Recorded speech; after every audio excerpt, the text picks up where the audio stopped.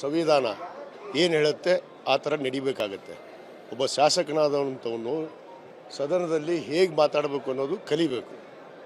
ಬಾಯಿ ಇದೆ ಅಂತಂದರೆ ಎತ್ತಗಾದರೂ ಬಿಟ್ಟರೆ ಅದಕ್ಕೇನಂತಾರೆ, ಅದಕ್ಕೆ ಅರ್ಥ ಇರೋದಿಲ್ಲ. ಆ ನಿಯಮದ ಪ್ರಕಾರ ಸದನದ ನಿಯಮಗಳದಾವು. ಆ ಕಾನೂನಿನ ಅಡಿಯಲ್ಲಿ ಎಲ್ಲರೂ ಕೂಡ, ನಾನಾಗಲಿ ಯಾರೇ ಆಗಲಿ, ನಾನು ಯಾವ ವ್ಯಕ್ತಿ ಹೆಸರು ಹೇಳೋಕ್ಕೆ ಹೋಗೋದಿಲ್ಲ. ಯಾರ್ಯಾರವರು ಬಾಯಿಯನ್ನು ಹರಿಬಿಡ್ತಾರೋ ಅವರು ಬಾಯಿ ಮುಚ್ಚುವಂಥ ಕೆಲಸ. ಅದಕ್ಕೆ ಸಂವಿಧಾನ ಇರೋದು ನಮ್ಮ ಭಾರತ ದೇಶದ್ದು.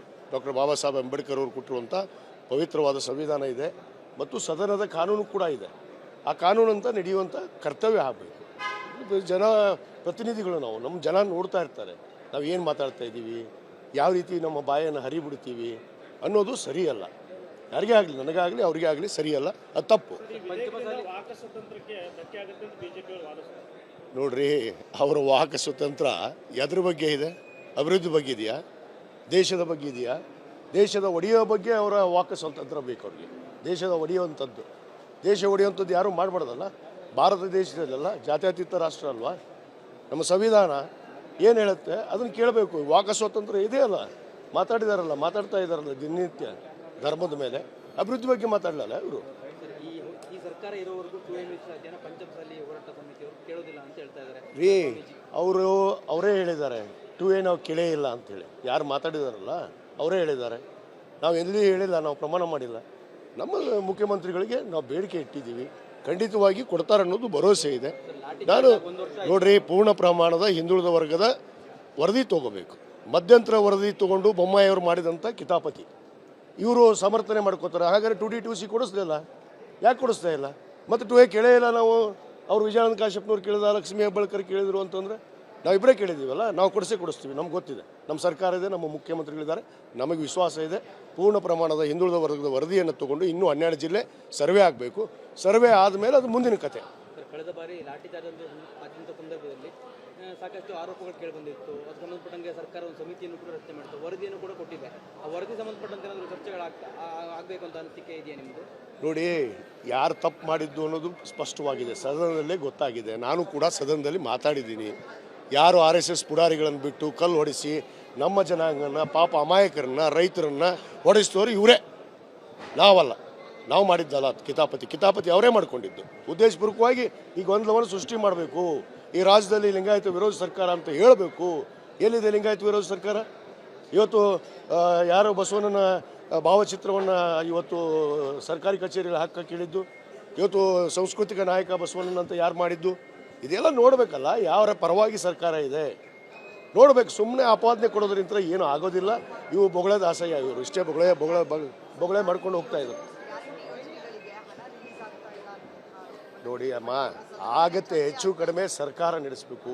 ಸರ್ಕಾರ ಆರ್ಥಿಕ ಪರಿಸ್ಥಿತಿಯನ್ನು ನೋಡಿಕೊಂಡು ನಾವು ಮಾಡ್ತಾ ಇದ್ದೀವಿ. ಕಳೆದ 2.5 ವರ್ಷದಿಂದ ಕೊಟ್ಟಿಲ್ವಾ? 1 ತಿಂಗಳು ಹೆಚ್ಚು, 1-2 ತಿಂಗಳು ಹೆಚ್ಚಿಗೆ ಆದರೆ ಕಡಿಮೆ ಆದರೆ ಏನು ಫರ್ಕ್ ಬೀಳೋದಿದೆ? ನಾವು ಮುಟ್ಟಿಸ್ತೀವಿ ಅಂತ ಹೇಳಿದ್ವಿ, ಅದನ್ನು ಮಾಡ್ತಾ ಇದ್ವಿ, ನುಡಿದಂತೆ ನಡೀತಾ ಇದ್ವಿ.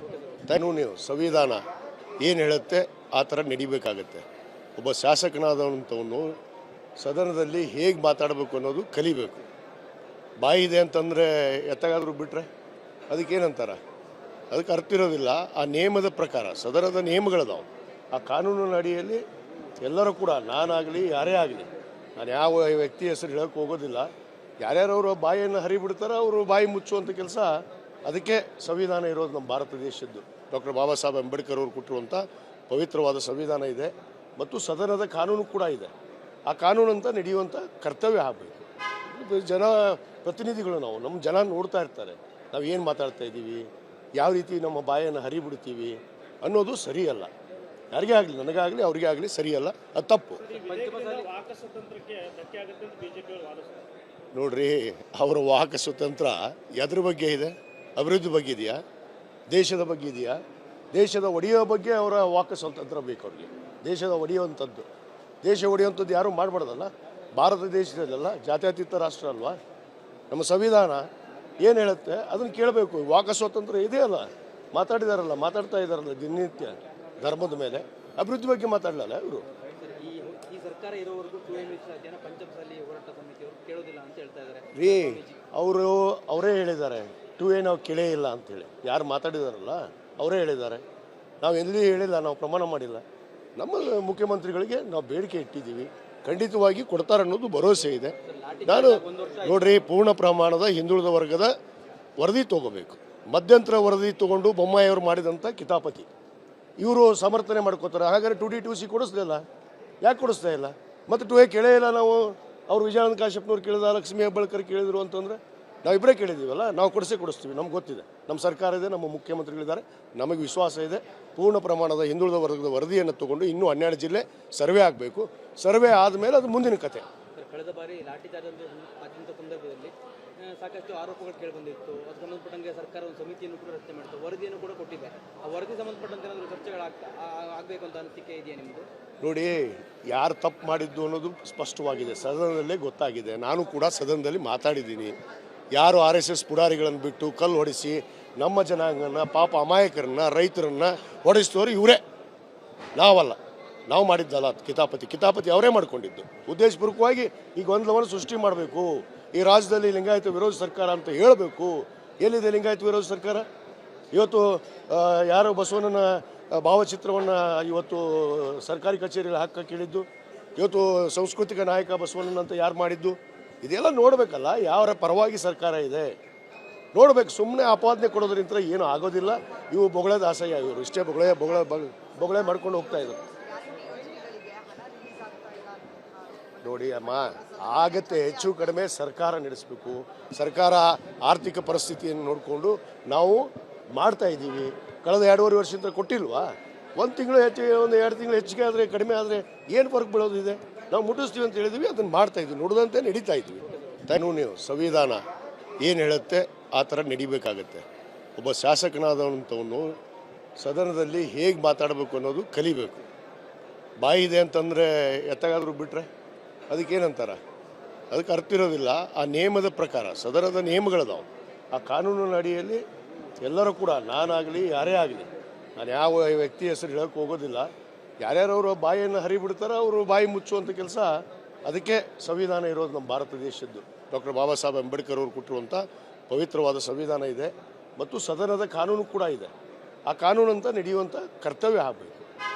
ಜನ ಪ್ರತಿನಿಧಿಗಳು ನಾವು, ನಮ್ಮ ಜನ ನೋಡ್ತಾ ಇರ್ತಾರೆ ನಾವು ಏನು ಮಾತಾಡ್ತಾ ಇದ್ದೀವಿ, ಯಾವ ರೀತಿ ನಮ್ಮ ಬಾಯನ್ನು ಹರಿಬಿಡ್ತೀವಿ ಅನ್ನೋದು ಸರಿಯಲ್ಲ. ಯಾರಿಗೇ ಆಗಲಿ, ನನಗಾಗಲಿ ಅವರಿಗೇ ಆಗಲಿ ಸರಿಯಲ್ಲ, ಅದು ತಪ್ಪು. ನೋಡ್ರಿ, ಅವರ ವಾಕ್ ಸ್ವತಂತ್ರ ಎದ್ರ ಬಗ್ಗೆ ಇದೆ? ಅಭಿವೃದ್ಧಿ ಬಗ್ಗೆ ಇದೆಯಾ? ದೇಶದ ಬಗ್ಗೆ ಇದೆಯಾ? ದೇಶದ ಒಡೆಯೋ ಬಗ್ಗೆ ಅವರ ವಾಕ್ ಸ್ವಾತಂತ್ರ್ಯ ಬೇಕು ಅವ್ರಿಗೆ. ದೇಶದ ಒಡೆಯುವಂಥದ್ದು, ದೇಶ ಒಡೆಯುವಂಥದ್ದು ಯಾರೂ ಮಾಡಬಾರ್ದಲ್ಲ. ಭಾರತ ದೇಶದಲ್ಲ, ಜಾತ್ಯತೀತ ರಾಷ್ಟ್ರ ಅಲ್ವಾ? ನಮ್ಮ ಸಂವಿಧಾನ ಏನು ಹೇಳುತ್ತೆ ಅದನ್ನು ಕೇಳಬೇಕು. ವಾಕ್ ಸ್ವಾತಂತ್ರ್ಯ ಇದೆಯಲ್ಲ, ಮಾತಾಡ್ತಾ ಇದ್ದಾರಲ್ಲ ದಿನನಿತ್ಯ ಧರ್ಮದ ಮೇಲೆ. ಅಭಿವೃದ್ಧಿ ಬಗ್ಗೆ ಮಾತಾಡಲ್ಲ ಇವರು. ಈ ಸರ್ಕಾರ ಇರೋವರೆಗೂ ಪಂಚಮಸಾಲಿ ಹೋರಾಟ ಸಮಿತಿಯವರು ಕೇಳೋದಿಲ್ಲ ಅಂತ ಹೇಳ್ತಾ ಇದ್ದಾರೆ ರೀ. ಅವರೇ ಹೇಳಿದ್ದಾರೆ 2A ನಾವು ಕೇಳೇ ಇಲ್ಲ ಅಂತೇಳಿ. ಯಾರು ಮಾತಾಡಿದಾರಲ್ಲ ಅವರೇ ಹೇಳಿದ್ದಾರೆ. ನಾವು ಎಲ್ಲಿ ಹೇಳಿಲ್ಲ, ನಾವು ಪ್ರಮಾಣ ಮಾಡಿಲ್ಲ.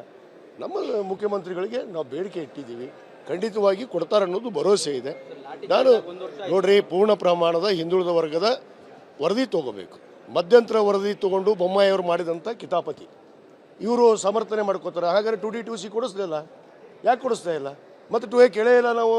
ಅವ್ರು ವಿಜಯಾನಂದ ಕಾಶ್ಯಪ್ನವ್ರು ಕೇಳಿದ, ಲಕ್ಷ್ಮೀ ಹೆಬ್ಬಾಳ್ಕರ್ ಕೇಳಿದ್ರು ಅಂತಂದರೆ ನಾವಿಬ್ಬರೇ ಕೇಳಿದ್ದೀವಲ್ಲ, ನಾವು ಕೊಡಿಸ್ತೀವಿ. ನಮ್ಗೆ ಗೊತ್ತಿದೆ, ನಮ್ಮ ಸರ್ಕಾರ ಇದೆ, ನಮ್ಮ ಮುಖ್ಯಮಂತ್ರಿಗಳಿದ್ದಾರೆ, ನಮಗೆ ವಿಶ್ವಾಸ ಇದೆ. ಪೂರ್ಣ ಪ್ರಮಾಣದ ಹಿಂದುಳಿದ ವರ್ಗದ ವರದಿಯನ್ನು ತಗೊಂಡು ಇನ್ನೂ 12 ಜಿಲ್ಲೆ ಸರ್ವೆ ಆಗಬೇಕು. ಸರ್ವೆ ಆದಮೇಲೆ ಅದು ಮುಂದಿನ ಕತೆ. ಕಳೆದ ಬಾರಿ ಲಾಠಿ ಚಾರ್ಜ್ ಆದಂಥ ಸಂದರ್ಭದಲ್ಲಿ ಸಾಕಷ್ಟು ಆರೋಪಗಳು ಕೇಳಿಬಂದಿತ್ತು. ಅದಕ್ಕೆ ಸಂಬಂಧಪಟ್ಟಂಗೆ ಸರ್ಕಾರ ಒಂದು ಸಮಿತಿಯನ್ನು ಕೂಡ ರಚನೆ ಮಾಡಿತ್ತು, ವರದಿಯನ್ನು ಕೂಡ ಕೊಟ್ಟಿದೆ. ಆ ವರದಿ ಸಂಬಂಧಪಟ್ಟಂತೆ ಏನಾದರೂ ಚರ್ಚೆಗಳಾಗಬೇಕು ಅಂತ ಅನಿಸಿಕೆ ಇದೆಯಾ ನಿಮ್ಮದು? ನೋಡಿ, ಯಾರು ತಪ್ಪು ಮಾಡಿದ್ದು ಅನ್ನೋದು ಸ್ಪಷ್ಟವಾಗಿದೆ, ಸದನದಲ್ಲೇ ಗೊತ್ತಾಗಿದೆ. ನಾನು ಕೂಡ ಸದನದಲ್ಲಿ ಮಾತಾಡಿದ್ದೀನಿ. ಯಾರು RSS ಪುಡಾರಿಗಳನ್ನು ಬಿಟ್ಟು ಕಲ್ಲು ಹೊಡಿಸಿ ನಮ್ಮ ಜನಾಂಗನ, ಪಾಪ ಅಮಾಯಕರನ್ನ, ರೈತರನ್ನ ಹೊಡೆಸ್ತವ್ರು ಇವರೇ, ನಾವಲ್ಲ. ನಾವು ಮಾಡಿದ್ದಲ್ಲ ಕಿತಾಪತಿ ಅವರೇ ಮಾಡ್ಕೊಂಡಿದ್ದು. ಉದ್ದೇಶಪೂರ್ವಕವಾಗಿ ಈ ಗೊಂದಲವನ್ನು ಸೃಷ್ಟಿ ಮಾಡಬೇಕು. ಈ ರಾಜ್ಯದಲ್ಲಿ ಲಿಂಗಾಯತ ವಿರೋಧ ಸರ್ಕಾರ ಅಂತ ಹೇಳಬೇಕು. ಎಲ್ಲಿದೆ ಲಿಂಗಾಯತ ವಿರೋಧ ಸರ್ಕಾರ? ಇವತ್ತು ಯಾರೋ ಬಸವಣ್ಣನ ಭಾವಚಿತ್ರವನ್ನು ಇವತ್ತು ಸರ್ಕಾರಿ ಕಚೇರಿಯಲ್ಲಿ ಹಾಕಕ್ಕೆ ಹೇಳಿದ್ದು, ಇವತ್ತು ಸಾಂಸ್ಕೃತಿಕ ನಾಯಕ ಬಸವಣ್ಣನ ಅಂತ ಯಾರು ಮಾಡಿದ್ದು, ಇದೆಲ್ಲ ನೋಡಬೇಕಲ್ಲ. ಯಾರ ಪರವಾಗಿ ಸರ್ಕಾರ ಇದೆ ನೋಡಬೇಕು. ಸುಮ್ಮನೆ ಆಪಾದನೆ ಕೊಡೋದ್ರಿಂದ ಏನೂ ಆಗೋದಿಲ್ಲ. ಇವು ಬೊಗಳೆ ದಾಸಯ್ಯ, ಇವರು ಇಷ್ಟೇ ಬೊಗಳೆ ಮಾಡ್ಕೊಂಡು ಹೋಗ್ತಾ ಇದ್ರು. ನೋಡಿ ಅಮ್ಮ, ಆಗತ್ತೆ ಹೆಚ್ಚು ಕಡಿಮೆ ಸರ್ಕಾರ ನಡೆಸಬೇಕು. ಸರ್ಕಾರ ಆರ್ಥಿಕ ಪರಿಸ್ಥಿತಿಯನ್ನು ನೋಡಿಕೊಂಡು ನಾವು ಮಾಡ್ತಾ ಇದ್ದೀವಿ. ಕಳೆದ 2.5 ವರ್ಷದಿಂದ ಕೊಟ್ಟಿಲ್ವಾ? 1 ತಿಂಗಳು ಹೆಚ್ಚು, 1-2 ತಿಂಗಳು ಹೆಚ್ಚಿಗೆ ಆದರೆ ಕಡಿಮೆ ಆದರೆ ಏನು ಫರ್ಕ್ ಬೀಳೋದಿದೆ? ನಾವು ಮುಟ್ಟಿಸ್ತೀವಿ ಅಂತ ಹೇಳಿದ್ವಿ, ಅದನ್ನು ಮಾಡ್ತಾ ಇದ್ವಿ, ನುಡಿದಂತೆ ನಡೀತಾ ಇದ್ವಿ. Thank you.